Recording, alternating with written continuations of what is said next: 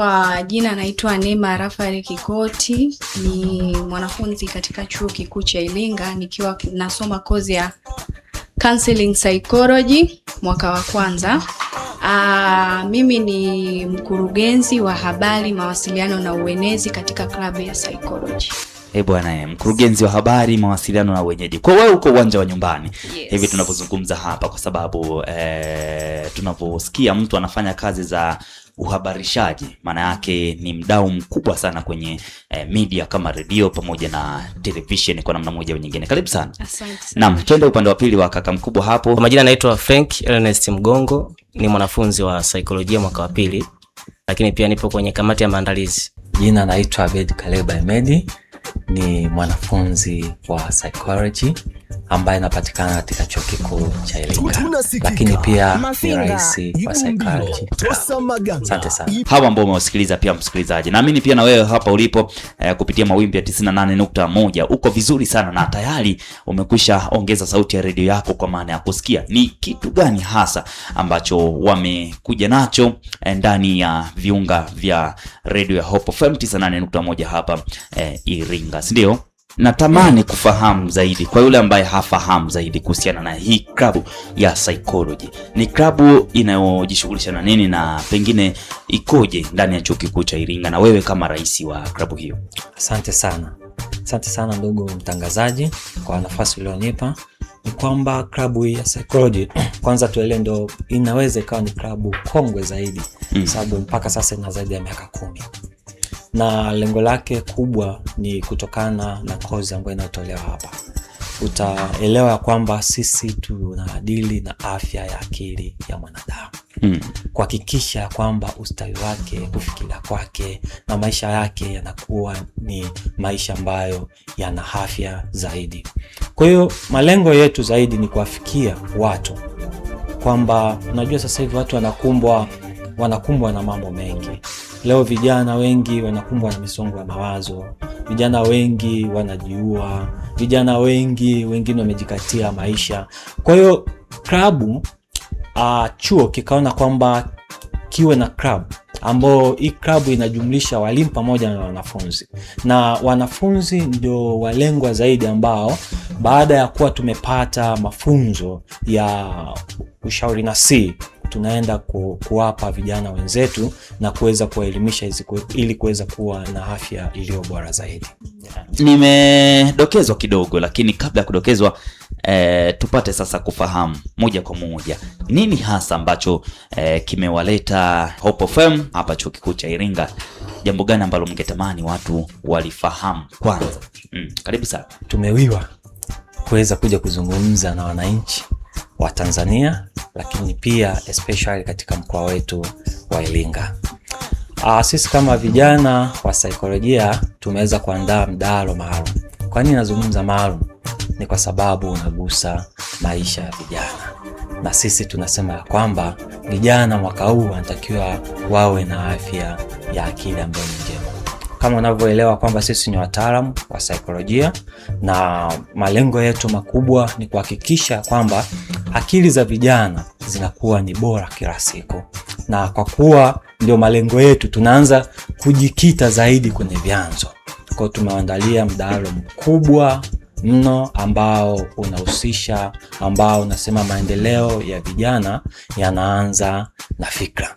Kwa hiyo mtangazaji, hilo ndilo lengo letu kubwa limelotuleta hapa, kwamba vijana wenzetu ambao wapo katika viunga vya mkoa wa Iringa waelewe ya kwamba club ya Psychology ama wana saikolojia wameweza kuandaa mdahalo kwa niaba yao. Nini hasa ambacho kimewagusa mpaka kumulika zaidi kwenye kundi la vijana? Vijana inaonyesha ni asilimia kubwa sana kuliko watu wengine kwenye taifa letu. Sasa unapokuwa na vijana wengi na hujaweka uwekezaji mkubwa sana kwa vijana, unakuwa unafanya uhujumu mkubwa sana kwa taifa kwa ujumla. Kwa hiyo unapokuwa unaanza kuwekeza nguvu kwa vijana, maana yake ni kwamba unaanza kuwekeza nguvu pia kwenye kujenga taifa. Kwa hiyo sisi tunataka tulenge zaidi kwenye maeneo la vijana, lakini pia tunalenga kwenye maeneo ya maendeleo, lakini pia tunalenga kwenye eneo la afya ya akili na huo ustawi ambao tumekuwa tukiuzungumzia. Kwa hiyo tunatamani zaidi vijana ambao ni kundi kubwa la taifa letu liwe na maarifa sahihi, liwe na elimu sahihi, lijue vitu sahihi, kujenga fikra zao, lakini pia kuelekea kwenye maendeleo makubwa ambayo tumekuwa tukiyatarajia kama taifa, pia ukilinganisha na dira yetu ya taifa ya mwaka 2050 ambayo serikali imekuwa ikionyesha ikitoa, inaonyesha kwamba investment kubwa sana ni kwa vijana ambao wamekuwa ni taifa la leo, la kesho na la kesho kutwa, tunaweza tukasema hivi. Okay. Ni hivyo. Sawa, nimemsikiliza pale ndugu yangu Frankie akizungumza. Kwanza kwa takwimu peke yake, vijana wanaonekana ni kundi ambalo lina idadi kubwa sana ya watu kwa takwimu za nchini, ukilinganisha na makundi mengine kama watoto pamoja na watu wazima, si ndio? Na umezungumza kwenye swala la afya ya akili. Miongoni mwa matukio mengi tunayoshuhudia katika jamii yanahusishwa pia na masuala ya afya ya akili. Kwa hiyo ni jambo jema. Kwanza nikupongeze Mheshimiwa Rais na kwa kazi kubwa ambayo unaifanya wewe na timu yako. Natamani kufahamu kiuzoefu pia, vijana wanapokeaje mwitikio wa kazi na shughuli nzima mnazozifanya nyie kama club? Mwitikio ni mkubwa na wanaonyesha contribution zao, hususani hivi vitu. Kwanza kwenye issue za social media tumepost, ikiwa Instagram, ikiwa TikTok, ikiwa WhatsApp kwenye channel yetu, na pia comment tunaona za vijana ni nyingi sana, na hii inaonekana imewagusa sana vijana kwamba okay, sasa sisi kama vijana inabidi tuwe na fikra gani na fikra zipi au mtazamo gani kuhusu hizi issue za maendeleo, ikiwa kijamii, kiuchumi au binafsi. Umefanya kazi kwa miaka mingi sana, miaka zaidi ya 10, lakini kuna jambo ambalo unatamani umfahamishe sasa ujio wa kitu kingine ambacho kina kuwa ni mwendelezo wa shughuli mbalimbali ambazo mnazifanya nyewe kama club ya Psychology. Jambo lipi hilo na limebeba uzito upi pengine kwenye jamii? Asante sana ndugu mtangazaji.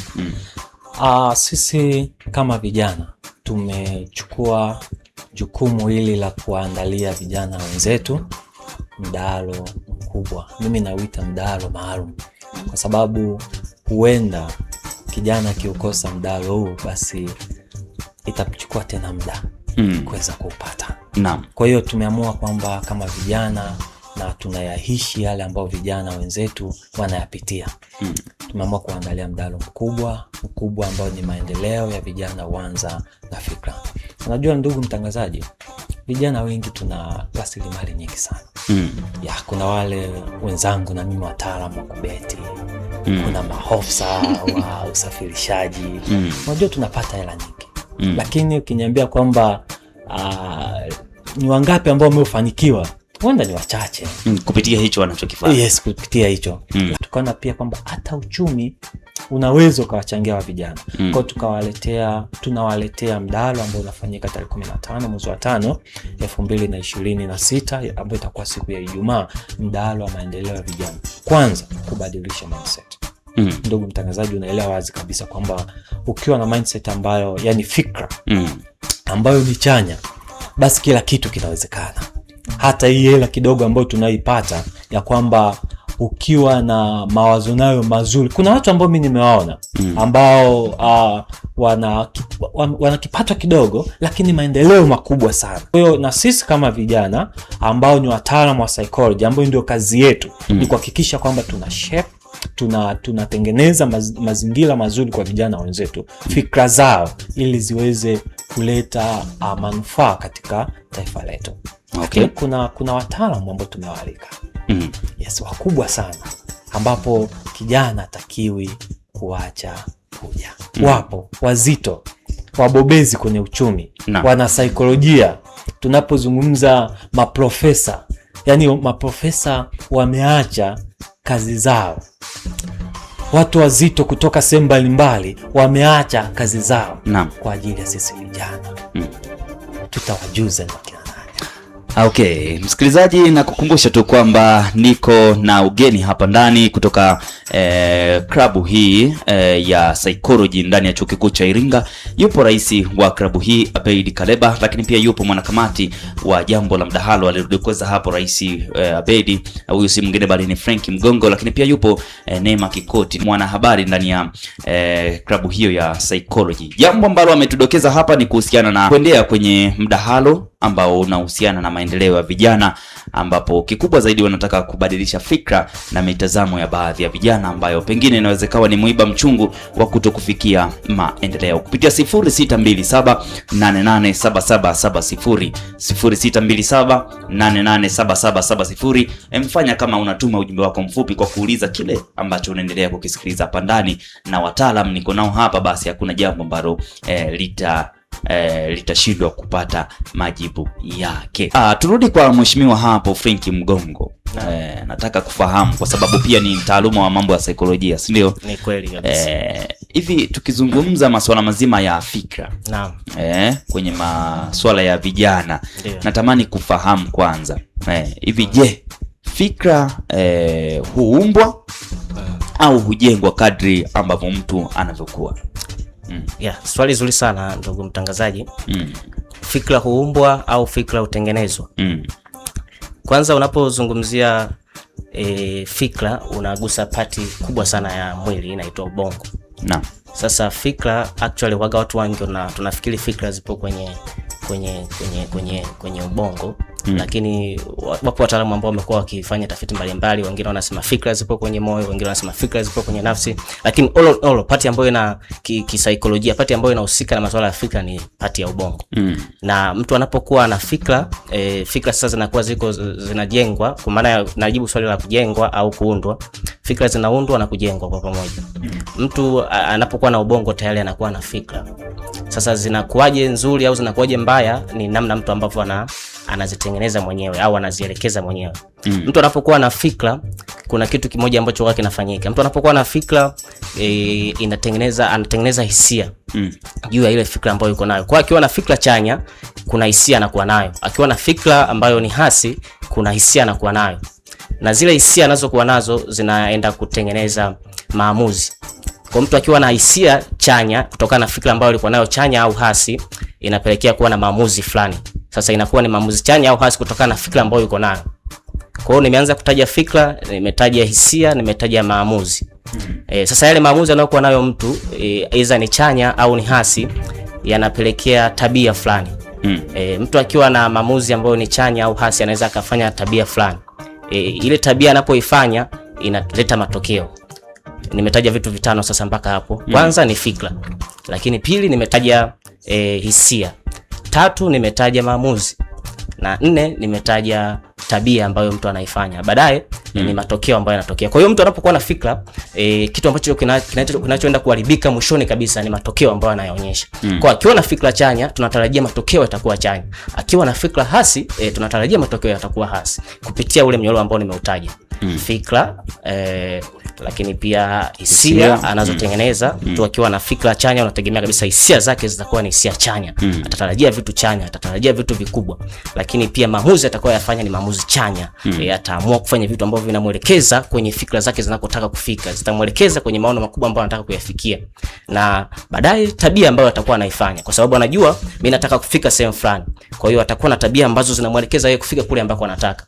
Akiwa hana ile fikra ya kutaka kumfikisha sehemu fulani, actually tutaona tabia zake haziendani na maamuzi ambayo tuliyotarajia ambayo ni chanya kwenye jamii yetu, na baadaye matokeo yake yatakuwa ni hasi kulingana na fikra zake hasi ambazo amekuwa nazo. Kisaikolojia nadhani mnyororo huo wa vitu vitano unasaidia sana kuelewa kwa msikilizaji yote ambaye anatusikiliza wa 98.1 Hope FM hapa Iringa na viunga vyake. Kuna uwiano hivi wa maendeleo ya vijana pamoja na fikra au mtazamo. Sasa mimi natamani kufahamu kwamba swala zima la mazingira, linaweza likaathiri kwa namna gani fikra ya mtu? Okay. Awali ya yote tukisema mazingira tunaangalia mtu amezungukwa na jamii gani. Sio, umenipata mpaka hapo? Na hiyo jamii ambayo inamzunguka tunasema inaweza ikawa wazazi, inaweza ikawa upande wa dini, inaweza ikawa upande wa social media hizi. So mtu sasa fikra zake inakuwaje, unakuta maybe kwa mfano tumesema kwamba fikra pia inaambatana na ipo kwenye pati ya ubongo, tunasema thoughts. So tunaangalia huyu mtu fikra yake imebe shaped, maybe tuseme kama mtu kijana amefikiria labda tuseme alivyokuwa mdogo anasema mimi hapa labda nikiwa mkubwa mawazo yangu yananituma nije kuwa daktari. Sijui umenipata mpaka hapo. No. Maybe sasa je, mazingira yanamuinfluence vipi yeye baadaye kuja kuwa kutimiza malengo yake? Unakuta labda jamii iliyopo labda wazazi wake wanamwambia wewe kwa nini uwe daktari? Wewe uone kwamba baba yako ni mwanasheria. Wewe uone kwamba mama yako ni mwalimu. Sasa hapo unakuta yule mtoto anabadilisha fikra zake. Hapo tunasema mazingira yanambadilisha nini? Yanambadilisha fikra zake. Haya, tuseme labda kwenye upande wa dini, si ndivyo? Unakuta labda jamii inayomzunguka haiamini katika nini? Haiamini katika dini. Kwa hiyo unakuta hata huyu fikra za huyu kijana au fikra za huyu mtoto unakuta baadaye na yeye anasema okay, wazazi wangu hawaamini katika dini, labda ndugu zangu na wenyewe hawaamini katika dini, iwe maybe upande wa Kiislamu au Kikristo. Kwa hiyo unakuta basi na yeye kijana au mtoto anaamua okay, na mimi basi ana change zile nini, ana change zile fikra zake. So hii tunakuja kuona kumbe maamuzi ya kijana au maamuzi ya mtoto au tuseme maamuzi ya mtu yoyote katika level fulani yanabe affected na nini, yanabe affected na mazingira. Sasa kuna swala zima la maendeleo na wengi tunafahamu kwamba maendeleo yanahitaji rasilimali pia. Namna ya kuzitumia rasilimali kuzibadilisha kuwa mafanikio na maendeleo kwa ujumla, si ndio? Na kuna baadhi ya watu wanasema, wapo wanaoamini kwamba positive thinking, yani kufikiria positively kunaweza kusitoshe, yani peke yake haitoshi bila kuwepo kwa rasilimali. Huu mtazamo unaweza kuwa ni moja kati ya chanzo cha kusababisha vijana wengi waingie kwenye tatizo la kutokufanikiwa, au kwako kama msaikolojia unaliwekaje? Asante sana. Ya, nikianza kwa swali lako nzuri ndugu mtangazaji, lakini pili ni kuzungumzia kuhusu mazingira. Nikianzia hapo, tunajua kwamba tumezungumzia fikra, unatakiwa uwe na fikra chanya, sahihi, lakini tukija pia mazingira, ndio maana mdau wetu anasema kwamba maendeleo ya vijana huanza mafikra. Sasa mazingira yetu yanaweza yakatupelekea sisi kuwa kutokuendelea zaidi ama kuwa kwenye msongo wa mawazo ama matatizo. Mfano, tuna vijana, unazungukwa na vijana ambao hawaamini katika maendeleo.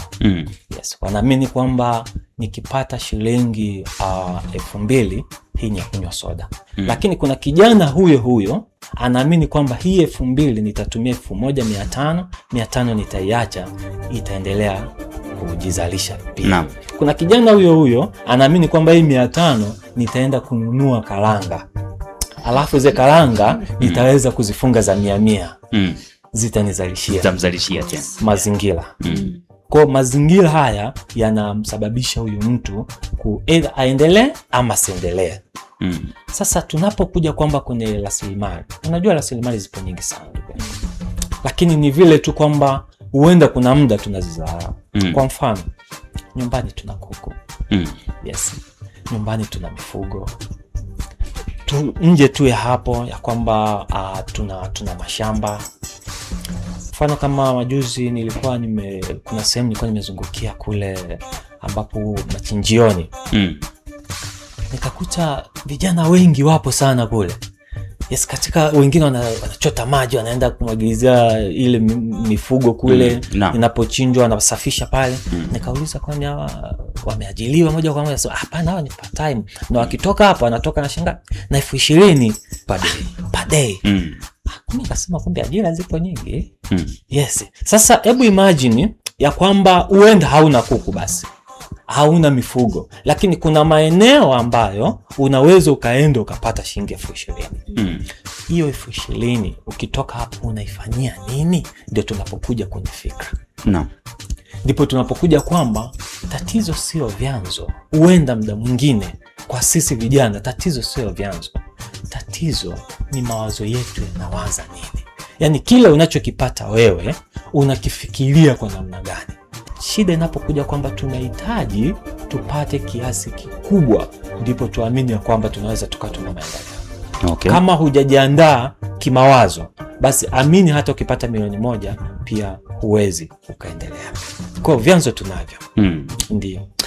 Bwana, shukrani sana msikilizaji, bado tunachagiza kitu ambacho wako nacho hapa viongozi wa Saikolojia Club inayopatikana ndani ya Chuo Kikuu cha Iringa kuhusiana na jambo ambalo wanalitarajia kuwa nalo siku ya tarehe 15 mwezi Mei, mwezi wa 5 mwaka 2026. Mjadala ambao umebebwa na swali kubwa ambalo linauliza, je, maendeleo ya vijana huanza na fikra zake?